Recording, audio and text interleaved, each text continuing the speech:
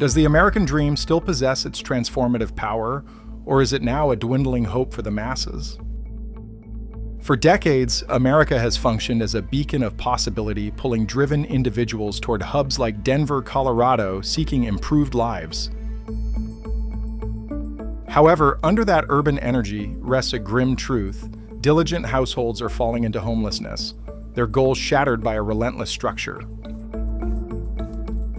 This tragedy isn't limited to Denver. It is a widespread injury bleeding into quiet neighborhoods and rural communities alike.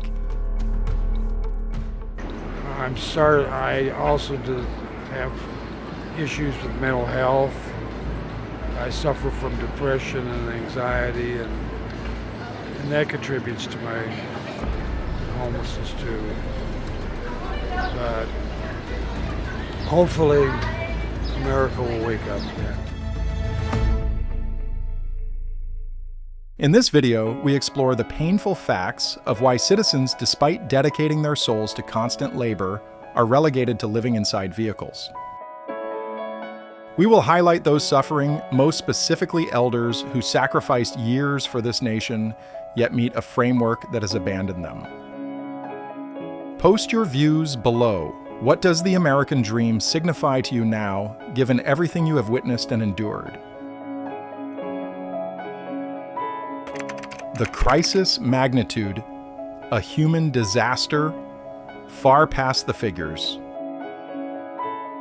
The reality of those who are homeless in America finds a chilling reflection within Denver's current housing emergency. During one evening in January 2024, federal housing authorities recorded 18,715 Coloradans lacking shelter, involving 8,519 households, a massive 134% spike in domestic displacement relative to prior periods.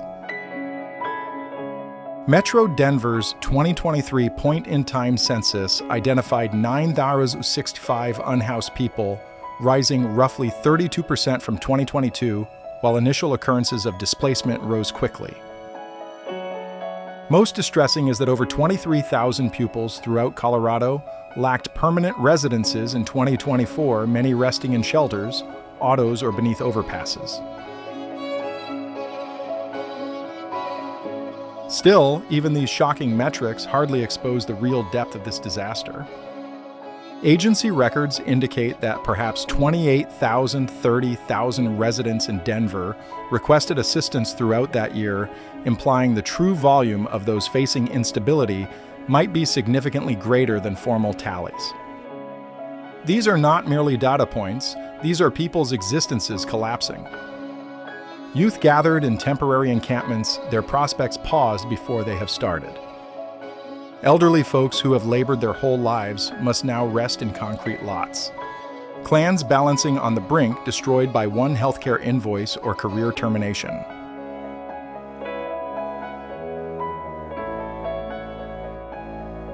The factors fueling this catastrophe are obvious. So we need houses that are low income for people and that would be rented to them according to their income. That is 0 to 30%. Here in Denver, we have 23,000 houses that are empty, but they on the higher end, 60% and up.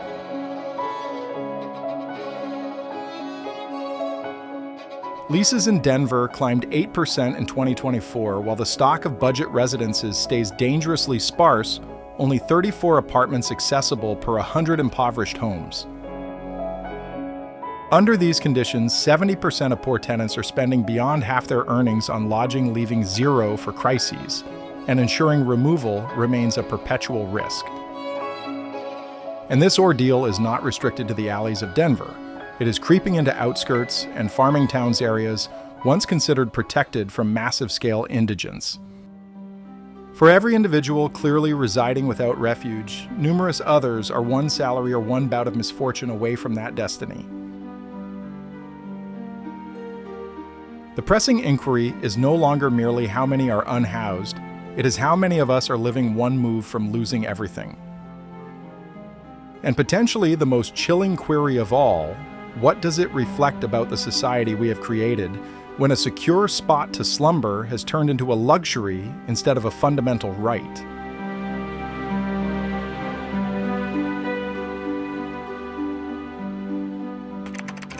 a brittle support web, high hopes, wide voids.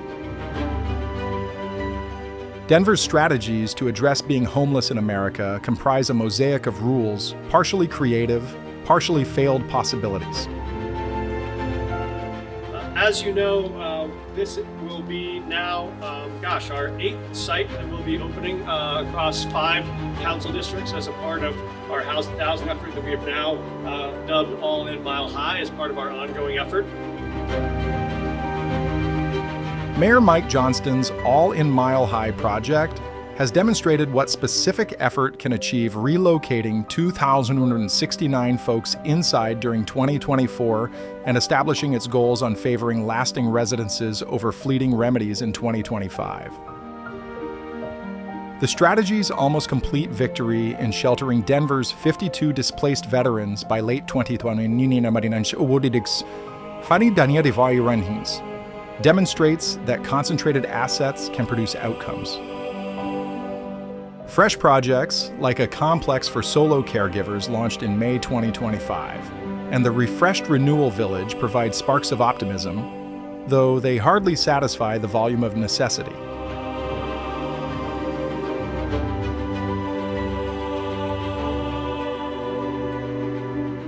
Various moves toward responsibility have occurred, such as dismissing a $3 million Salvation Army deal in March 2025 due to security worries, substituting it with periodic facility reviews and improved employee schooling. Yet structural voids endure. The validated Housing First framework, which merges lodging with psychiatric and substance recovery assistance, boasts a 98% triumph frequency in maintaining people sheltered.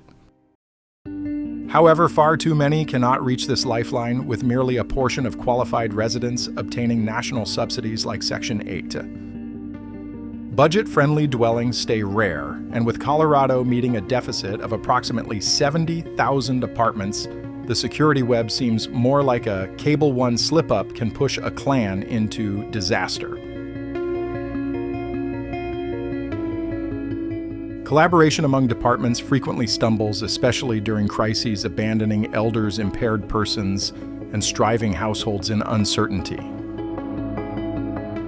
Simultaneously, Denver's indigents outlays reaching into hundreds of millions each year meet pushback for wastefulness as pricey short-term fixes, like lodge transitions shift funds from constructing enduring housing. The motivations exist, but they cannot close the distance between the crushing requirement and the present situation. When structures collapse, it is the most at-risk who hurt seniors on static checks, guardians attempting to shield their kids, and persons fighting dependency or psychological sickness. The inquiry stays when the security web begins to fray who pays the price and why isn't more being attempted to repair it.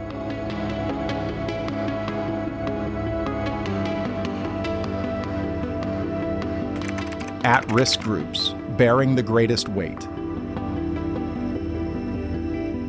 In Denver, indigence attacks without pity, but its meanest impact hits the most delicate, particularly elders. The aged, many surviving on tiny Social Security payments, encounter a harsh truth, where increasing leases swallow their stagnant earnings.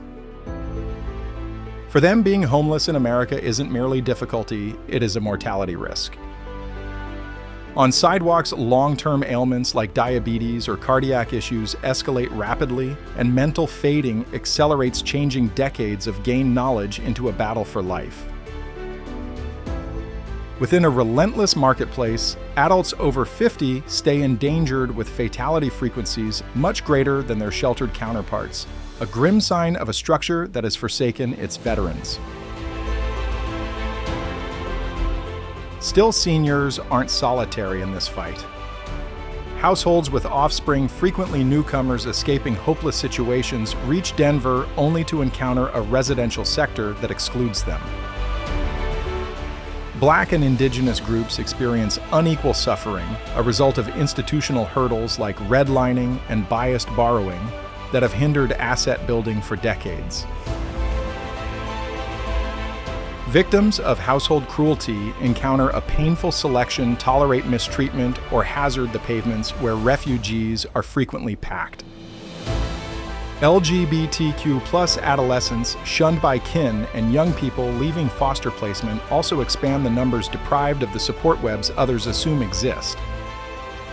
Every category fights a framework that appears stacked against them. Elders nonetheless encounter distinct barriers. Many miss the vigor or digital expertise to traverse employment sectors or web-based help portals, leaving them isolated in a society constructed for the youthful and fit. Bereaved or disconnected, they frequently have nobody to consult, no relatives, no protection plan. Projects intended for elderly lodging, such as Section 202, are terribly under-resourced, providing just a few apartments despite urgent demand.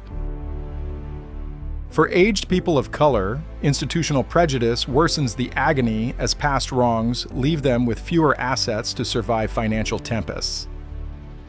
This disaster exposes a stinging reality: displacement isn't an individual breakdown, but a structural treason, where one bit of misfortune, a sickness, a removal can sink anyone into hopelessness.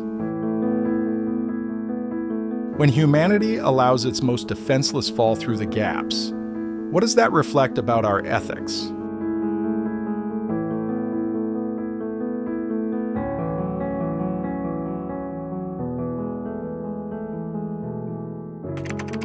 The Disaster Origins, a framework rigged against the defenseless. To comprehend the tragedy of being homeless in America, we have to break the fables accusing individual flaws like sloth or dependency. In Denver, the actual offender is a desperate lack of low-cost lodging that changes the American dream into a mean mirage.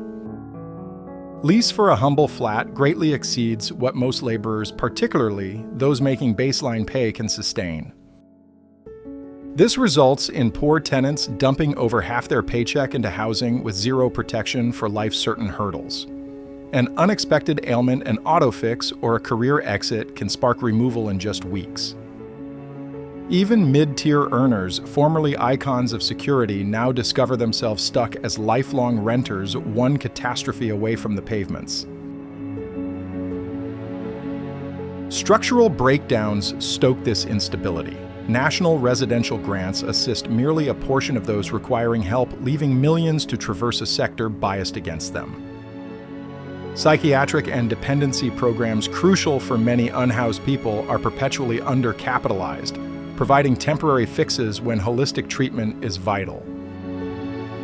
Past inequities, redlining biased financing, have stripped sideline groups of asset-growing possibilities, leaving them prone to fiscal jolts.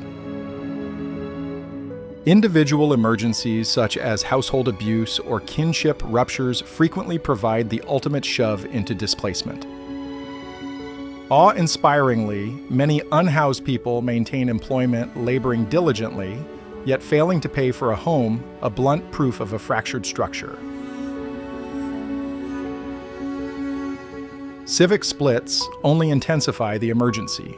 Denver's refuge city stances now under federal examination as of May 2025 attract arrivals who crowd local facilities taxing assets. Meanwhile, clashing tactics, Denver's housing-first strategy, which favors shelter without requirements against nearby Aurora's labor-first outlook, avoid the central problem, a property sector that shuts out millions. The reality is certain: most displaced people do not pick this existence. They are trapped in a framework that refuses them a just opportunity. From biased rules to insufficient backing, the hurdles are structural, not individual. This emergency requires we look past finger-pointing and face the designs that sustain it. Which obstacles in your neighborhood have you witnessed forcing people toward indigence, and who is holding the structure responsible?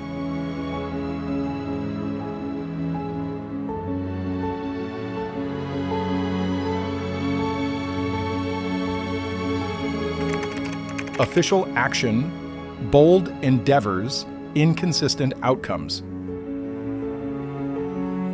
Denver has funneled massive assets into addressing indigence, though the results trigger more inquiries than solutions. Mayor Mike Johnston's all-in mile-high project has displayed potential shifting thousands into refuge and emphasizing lasting residential answers for 2020. Samanin and New York and Bright. The strategy's triumph with ex-military stands out, with almost every unhoused veteran in Denver sheltered by late 2024, a proof of what specific campaigns can accomplish. Creative ventures like a fresh neighborhood for solo guardians and the remodeled Renewal Village provide sparks of optimism, but they drop far short of satisfying the crushing requirement. In early 2025, the municipality took a position by dismissing a troubled deal with a primary facility operator due to safety worries, pledging to tighter reviews and superior worker coaching, a step toward transparency. Nonetheless, these initiatives are weakened by structural waste. The Housing First strategy, which couples lodging with psychiatric and dependency backing, proves very successful, maintaining most members securely housed, yet it reaches merely a tiny portion of those needing help because of restricted financing. National residential grants like Section 8 are likewise rare, leaving innumerable households vulnerable to a merciless sector. Collaboration among bureaus, SHUD, FEMA, and Health and Human Services stays fragmented, particularly during emergencies squandering valuable capital. A modern study revealed Denver's difficulty to monitor its huge outlays on displacement, fueling skepticism about whether riches are being utilized efficiently. Short-term fixes like pricey lodge adaptations exhaust reserves that might construct permanent residences. Civic stalemate additionally muddles advancement. A 2025 national litigation challenging Denver's refuge city stances endangers help for immigrant households who have fueled a sharp climb in indigence. Arguments over clashing methods, housing first against labor first frameworks, shift attention from the basic problem, a property deficit that shuts millions out. Despite heavy funding, the inquiry remains. If so much is used on helping those who are homeless in America, why are the pavements still crowded with those in distress? Denver's campaigns show talent, but without superior alignment, openness, and a dedication to lasting fixes, the disaster continues, leaving at-risk groups to endure the results of a structure that pledges much, yet provides sporadically.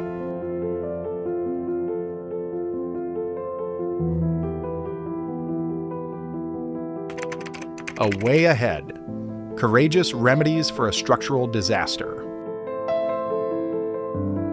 Stopping being homeless in America necessitates fundamental transformation, not rapid patches.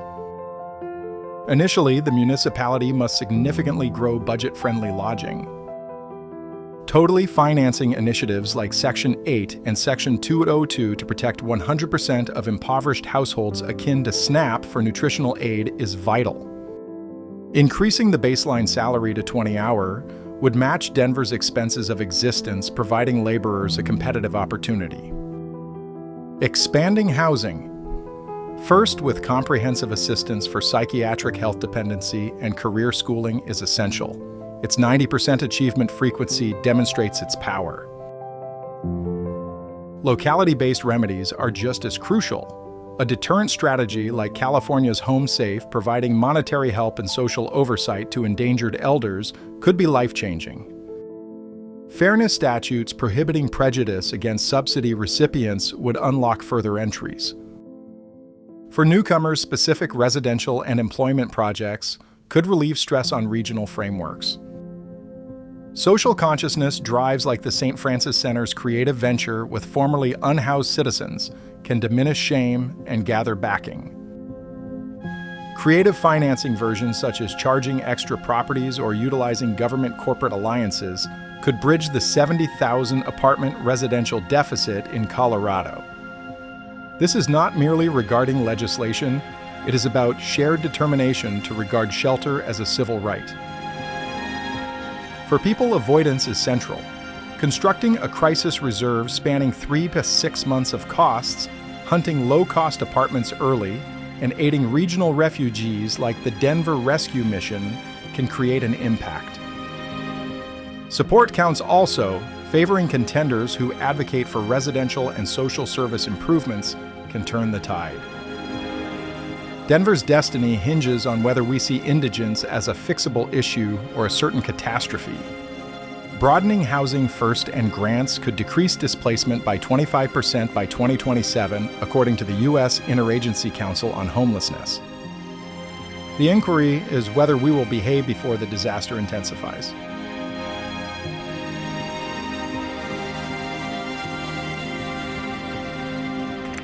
Denver's tomorrow, a junction of optimism and gloom.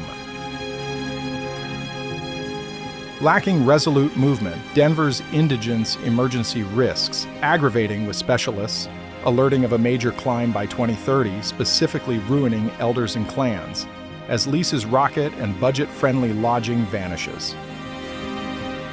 Colorado's huge residential deficit will not fix itself, and civic battles over immigrant rules and clashing methods. Housing first against labor first frameworks hazard widening the split. Still sparks of optimism endure.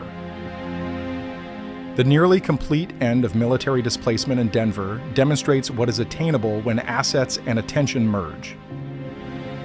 Broadening validated plans like Housing First, which couple shelter with holistic backing, might change innumerable existences, but it necessitates courageous civic determination and steady social dedication to value lodging as a right.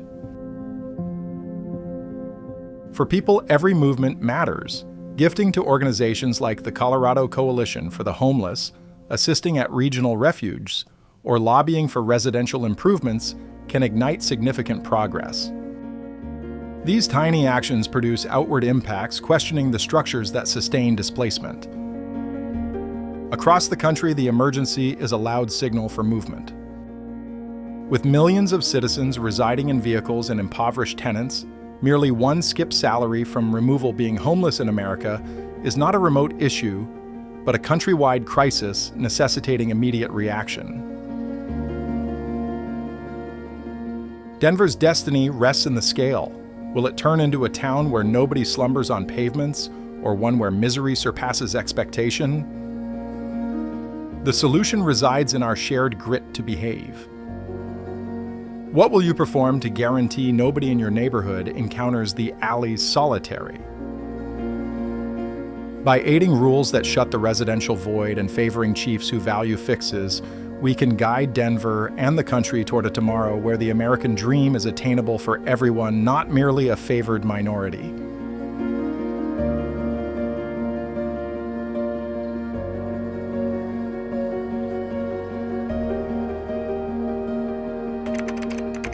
An appeal for movement, rescuing the American dream.